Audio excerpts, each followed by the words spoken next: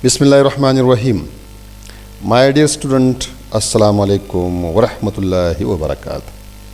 उम्मीद लरम چې تاسو به روغ موټ یې په صحت په مخوي او په خپل کارونو کې به مصروف یې.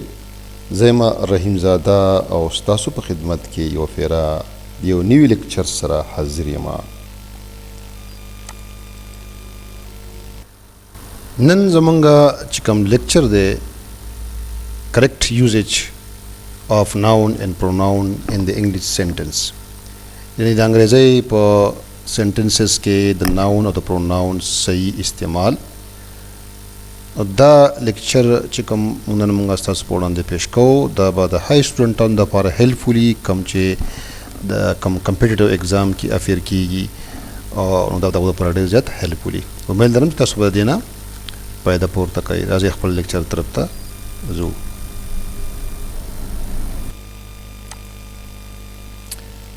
Correct usage of noun and pronouns.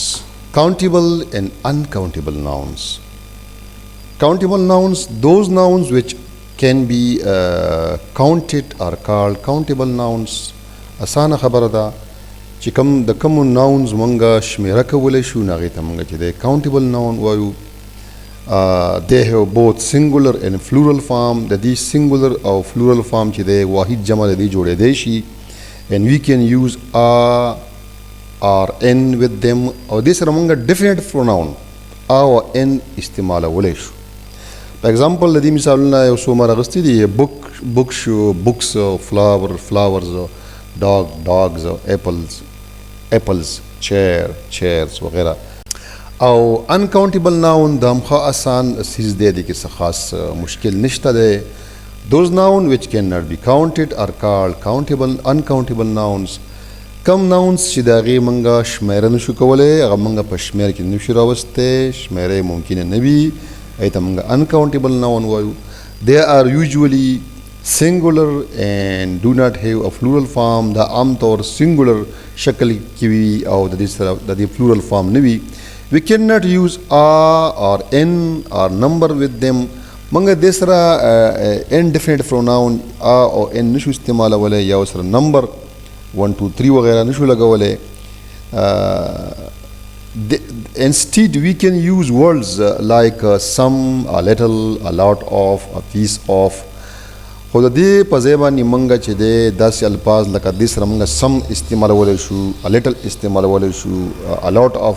a piece of وغیرہ سره منګه استعمالولی شو دا سره موږ لګولی شو.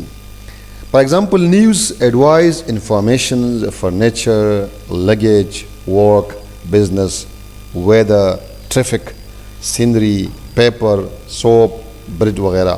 دا قسم ناون چې دي دا زموږ سره عام طور زموږ سره دا چې دي دا uncountable noun دي. Mistake in the use of countable and uncountable noun.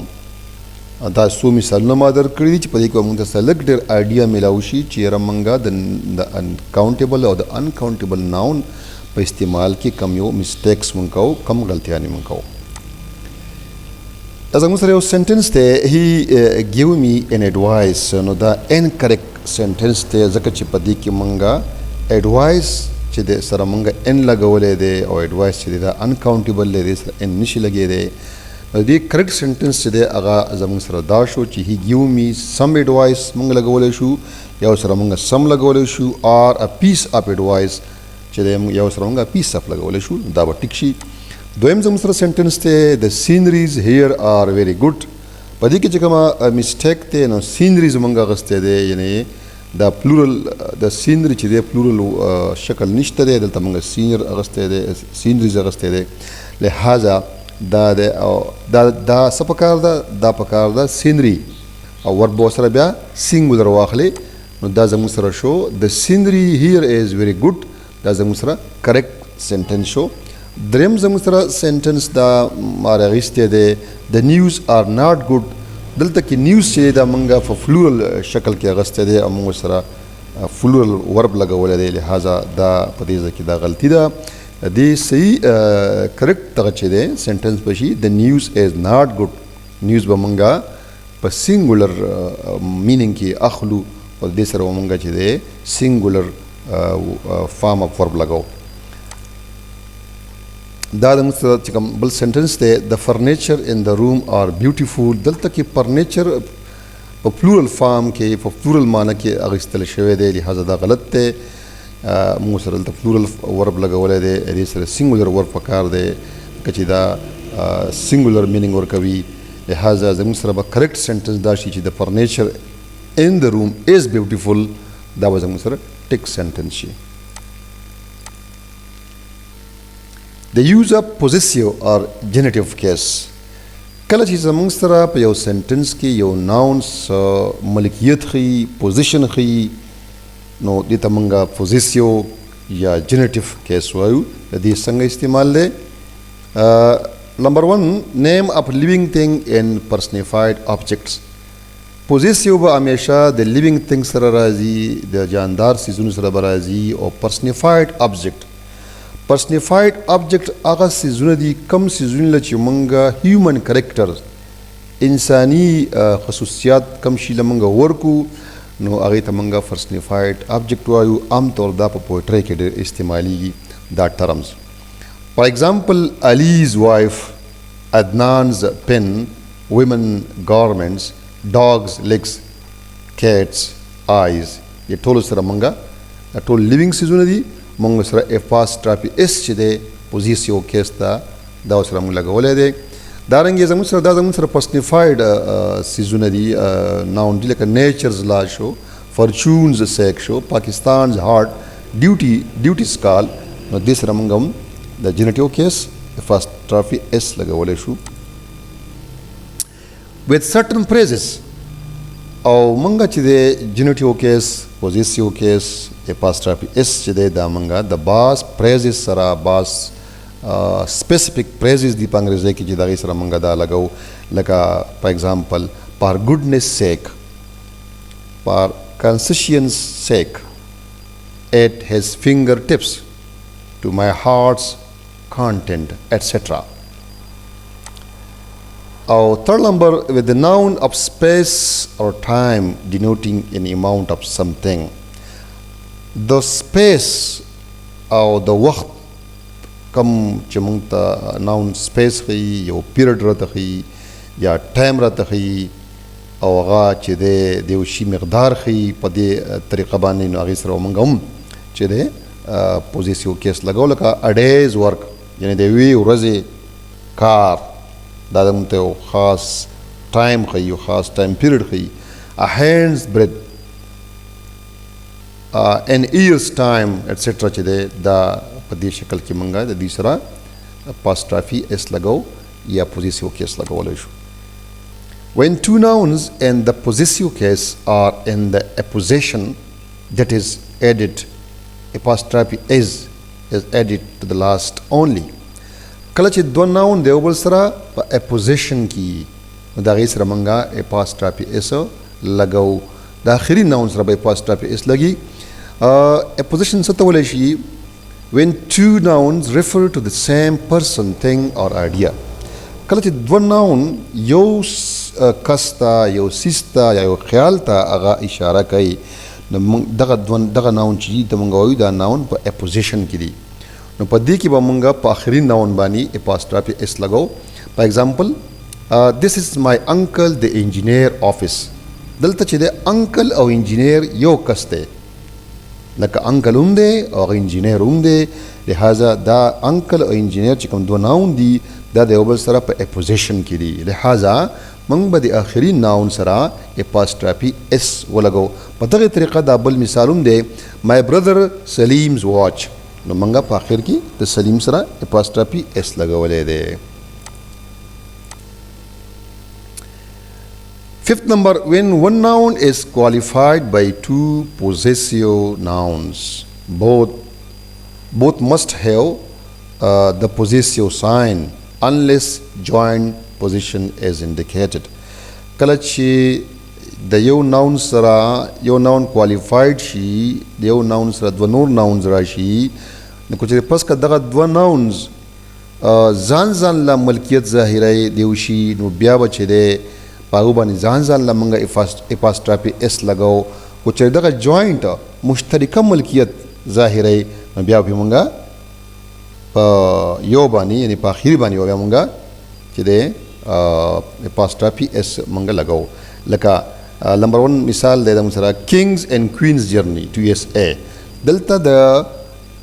کینگ او د کوین چې کوم جرنی دا سفر دی دا ځان لده یو اس ا ته ځان لدري مشترکه دغه نه دی لہذا په دې کوین باندې کینگ باندې ځان له apostrophe s راغلی دی او په کوین باندې ځان لا او سلیم اینڈ ارمز هاوس دلته سلیم او ارم چې کور یو دی د دې جوائنٹ ملکیت ته لہذا په یو باندې منګه خیر باندې منګه دغه راوستې دی apostrophe s نو چې ځان لا ملکیت ظاهره دو ناونز نو په ځان لا پوزیشن کیس لګي استعمال او چې کوم کې جوائنٹ پوزیشن ظاهره نو بیا به apostrophe s منګه په یو ناون باندې استعمالو دا خبره یاد ساتئ when the complement of the verb to be is expressed by a pronoun. When the complement of the verb to be is expressed by a pronoun, کله چې د یو verb complement چې دی هغه په بی فارم باندې ظاهریږي لکه بی تاسو پیژنئ بی سره بی فارم verb دی نو بیا به څه کېږي مونږ به چې دی پروناون څنګه استعمالو د پروناون به مونږه په ابجیکټیو کیس کې استعمالو که دا په سبجیکټیو کیس کې استعمالو دلته مونږ دا خبره اوس کلیر کړو ټول نه مخکې مونږه کمپلیمنٹ اف د ورب څه ته وایي a word or group of words which place after a verb to provide it a complete meaning. کمپلیمنٹ څه شی دی کمپلیمنٹ د ورډز یو ګروپ دی یا یو ورډ دی چې هغه د ورب سره لګي او ورب مینینګ چې دی دا کمپلیټ کوي هغې ته موږ کمپلیمنٹ اف څه وایو ورب وایو نو که چې دا فرض کوئ دا زموږ سره څه وي دا زموږ سره دغه وي د بی زموږ سره ورب وي او د هغې کمپلیمنٹ زموږ سره پروناون وي نو بیا به موږ پروناون په کم شکل کې لګو دلته کې موږ د دې مسلې حل راباسو اٹ از آی دلته اوس دا اس چې دی دا وی فارم دی او د دې سره چې دی آی لګېدلی دی نو دا پروناون نو دا زموږ سره دا غلط دی ځکه چې نن سبا چې دی د پروناون به ابجیکټیو کیس لګي نو دا زموږ سره غلط دی دا څنګه پک صحیح پکار دی اٹ از می چې دی دا به ټیکي نو زموږ سره همیشه یاد ساتئ مخکې به چې دی کوم چې نور ګریمرین هغوی دا وایي چې دا به کم فارمل دغه چې دی انګلیش چې دی پای کې چې دی دی وایي چې را نومینیټیو کیس لګول پکار دي سبجیکټیو کیس خو عام طور باندې نن سبا چې کوم انګلیش استعمالیږي پای کې به یاد ساتئ کله چې دغه سره د بی فارم سره پروناون راشي نو بیا به د پروناون ابجیکټیو کیس لګي دا یاد ساتو دا زموږ سره بل رول دی in referring to anybody everybody everyone anyone each etc the pronoun of the masculine or the feminine gender is used according to the context کله چې په یو سنټنس کې anybody everybody everyone anyone each راشي نو عام طور پروناون چې دی د هغې مسکولین یا فیمینن جنډر چې دی فارم چې دا موږ څنګه استعمالو دا موږ د کانټیکسټ مطابق استعمالو لکه مثلا I shall be glad to help every one of my boys in his studies دلته چې دی every one دا مطلب دا ریفرنس دی بوایز ته یعنی زه به هر یو خپلو لکانو کې د هر یو سره هیلپ کوم لہذا دلته مونږه هیز راوستی د هغې مطابق مونږه دا پروناون استعمال کړی دی دارنګې I shall be glad to help every one of my girls in her studies دلته girls راغلی دی every one ریفرنس ورکوي girls ته لہذا چې هر یو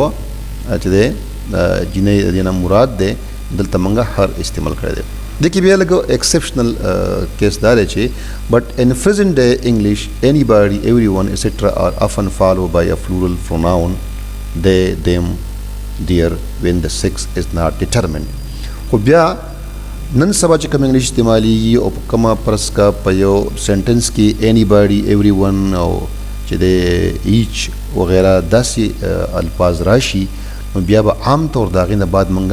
فلورل پروناون لګو خو شرط دا دی چې زمونږ سره چې دی کله د دې دغه چې دی پروناونز کم ته چې دغه اشاره کوي د اینی باډي ایوری ون د دې موږ سره 6 معلوم نه 6 یې دی معلوم نه لکه مثلا اینی باډي کین ډو اف دے ټرای دلته اینی باډي چې دی موږ ته پته نه لګي چې دی اشاره میل ته ده کو فیمیل ته ده بس دې پر دا رول ګرامریان راخ کړی دی چې په دې صورت کې به موږ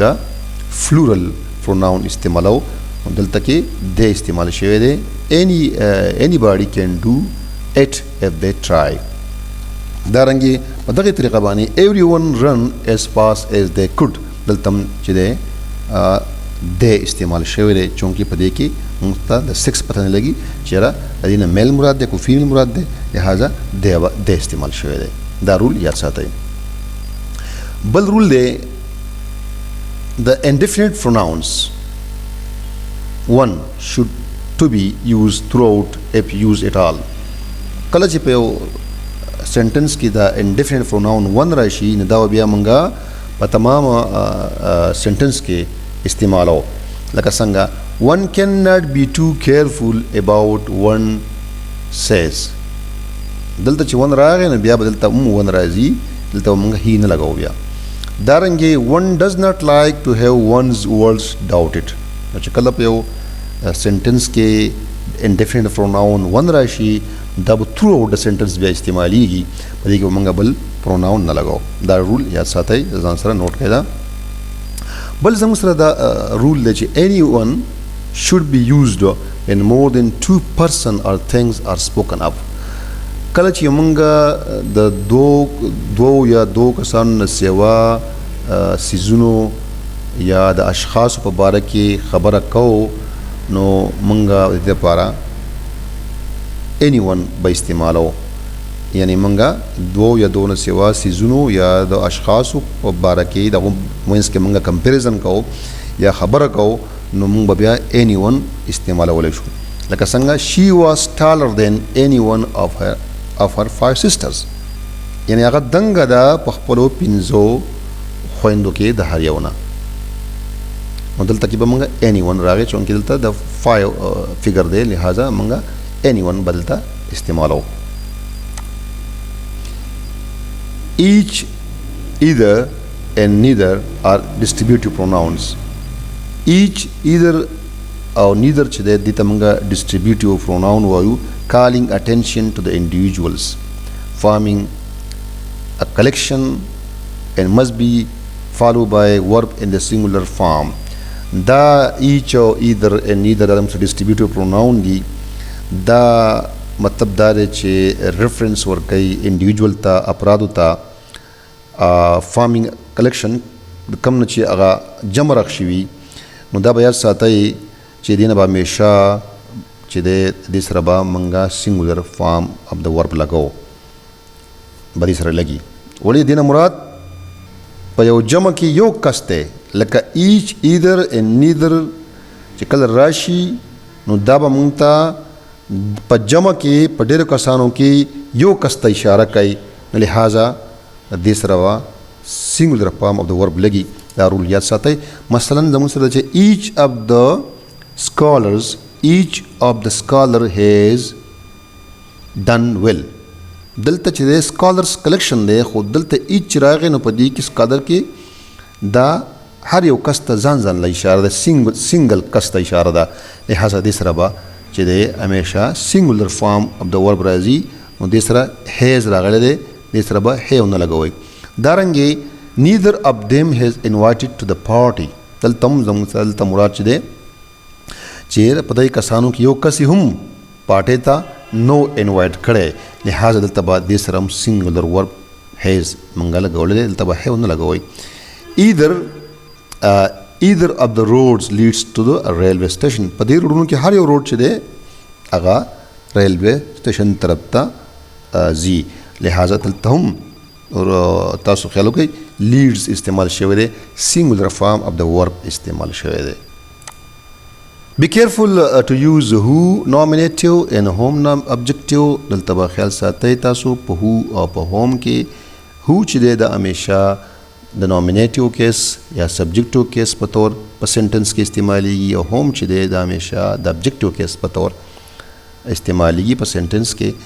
who is going to the party tonight په دې سنټنس کې who چې دی د subjective کیس یا د nominative کیس په شکل کې استعمال شوی دی. the person who won the prize will receive a prize. دلته چې دی who چې دی هم د nominative یا د subjective case په طور استعمال شوی دی. a doctor whom you want to visit is on leave. نو دلته چې دی whom چې دی د objective case په شکل کې استعمال شوی دی. to whom did you give the gift. دلته whom چې دی هم د objective case په طور استعمال شوی دی. دوی کې بلک کوشش کوئ خیال ساتئ چې who او whom صحیح استعمال تاسو چې دی وکړئ شئ په سنټنس کې او تاسو د غلطو نه بچ شئ. بل زموږ سره چې کوم رول دی when the subject of a verb is a relative pronoun care should be taken to see that the verb agree in number and person with the antecedent of the relative pronouns. کله چې د یو ورب چې دی په سنټنس کې د یو ورب سبجیکټ دا زموږ سره ریلیټیو پروناون وي تاسو بیا احتیاط کوئ چې یاره دا ورب چې دی دا په نمبر کې او په پرسن کې د دغه انټیسیډنټ یعنی د ریلیټیو پروناون سره اګري دې کې به لږ احتیاط لکه this is one of the most interesting novels that have appeared in this year. دلته موږ خیال وکړو this is one of the most interesting novels that have appeared this year. دلته چې دی زموږ سره د ورب appear چې دی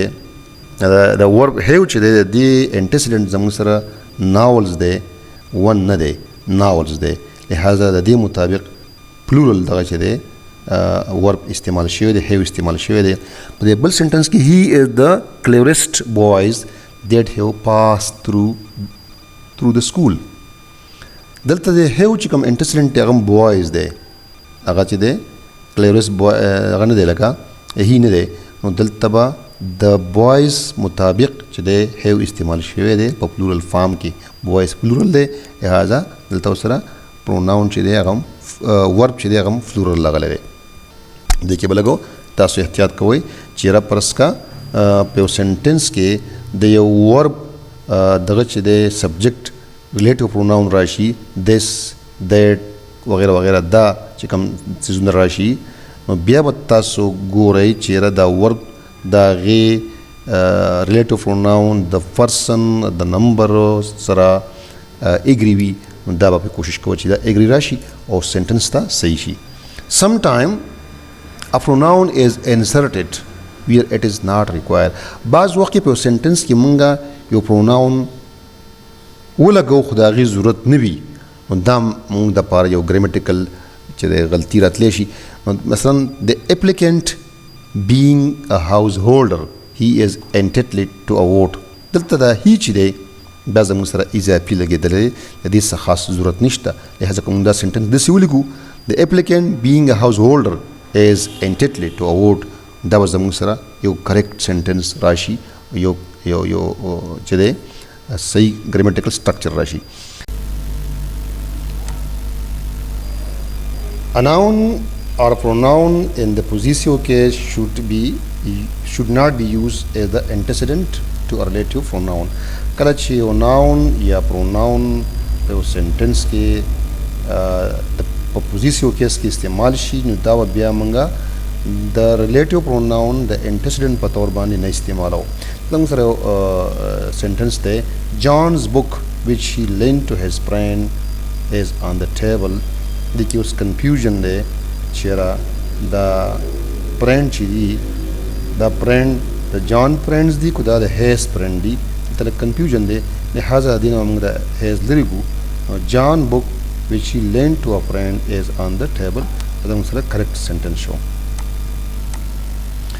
دا زموږ سره بل رول دی the relative pronouns is sometimes wrongly omitted when it is the subject of the class. بعض وخت کې موږ ریلیټیو پروناون ونه لګو دا موږ هیر کو دا غي ضرورت وي موږ یې ونه لګو لکه دلته د موږ سره موږ ګورو he is an impudence would carry him through anything the incorrect دی دلته د would نه مخکې چې دی that پکار دی دلته that relative pronoun پکار دی لہذا د موږ سره به correct sentence شي he has an impudence that would carry him through anything دا موږ سره بل رول دی when the antecedent is the same the consequence should be as or that کله چې په سنټنس کې antecedent چې دی هغه same راشي same word راشي بیا په دغه پسې موږ ورپسې as لګو یا به that لګو نو زموږ سره دا رول یې ساتئ that is the same man that or as we saw yesterday دې ځکه موږ that هم لګولی شو as هم لګولی شو دواړه correct دي I played with the same bat that you did دلته هم that هم لګولی شو as هم لګولی شو موږ سره بل رول دی pronoun of the third person plural should not be used as antecedent to who and that چې کله یو pronoun په third person کې third person pronoun چې دی نو هغه به موږ د who او that چې دی د antecedent په تور باندې نه لګو دې مثال باندې موږ ورکو they that are who have no need to a physician the incorrect sentence دی دلته دی غلط لګېدلی دی د third person plural دی نو دا د that سره antecedent نشي راتلی د رول مطابق لہذا د دې په ځای به موږ those لګو چې موږ جمله ټیک کول غواړو دا به داسې شي چې those that are who have no need to a physician thank you very much for watching تاسو ډېره ډېره شکریه ډېره مننه کوم ستاسو امید لرم چې تاسو به د دې نه څه نه څه زموږ دا ټوټه پوټه الفاظ نه به څه نه څه تاسو پیدا واخلئ او بس